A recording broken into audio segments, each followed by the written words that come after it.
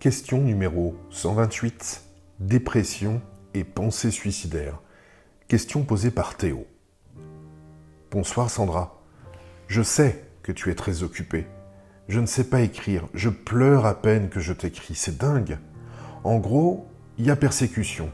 Tellement imposante que je ne sais pas comment agir car je vis dedans.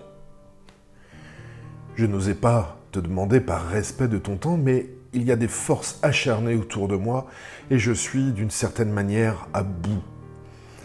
Je garde la tête haute, le diable à ma table insistant « Mais non, je suis lumière, je veux un autre monde pour les enfants de demain. » C'est non-stop, tous les jours, et les reins, j'en souffre beaucoup.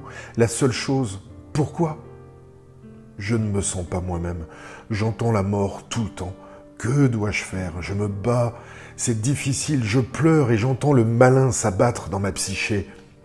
C'est horrible le suicide, tout le reste, tout le mauvais, mais que dois-je faire ? Bonjour. Lorsque l'ego vit ce type de situation, c'est qu'il est dans sa déchirure originelle, ou autrement dit, dans un pic aigu de l'initiation solaire.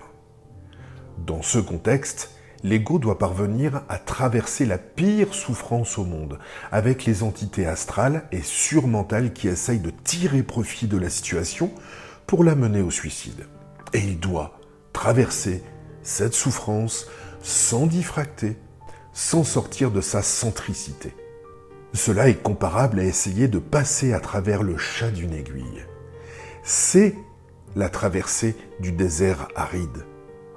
Cette traversée de sa déchirure originelle l'oblige à devoir revivre la pire diffraction qu'il a vécue lors de sa chute vers la matière, mais cette fois, il doit pouvoir supporter ou contenir toute son énergie solaire. C'est via ce processus que l'individu intègre sa nature réelle, prépersonnelle, pour devenir un être nouveau, apte à supporter sa lumière supramentale. C'est l'épreuve d'une vie. Les jeunes enfants, nos enfants, ils sont aussi stables que leurs parents. Commençons à leur expliquer la vie. Enseignons-leur l'immortalité de la conscience.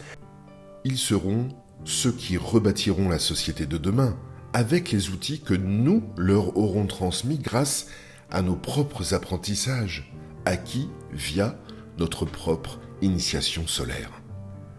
Utilisons tous les événements pour grandir en conscience et accompagnons nos enfants à vivre leur transition psychique à leur tour.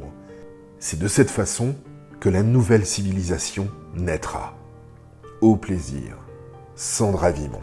En conclusion, lorsque l'ego vit ce type de situation, c'est qu'il est dans sa déchirure originelle, ou autrement dit, dans un pic aigu de l'initiation solaire.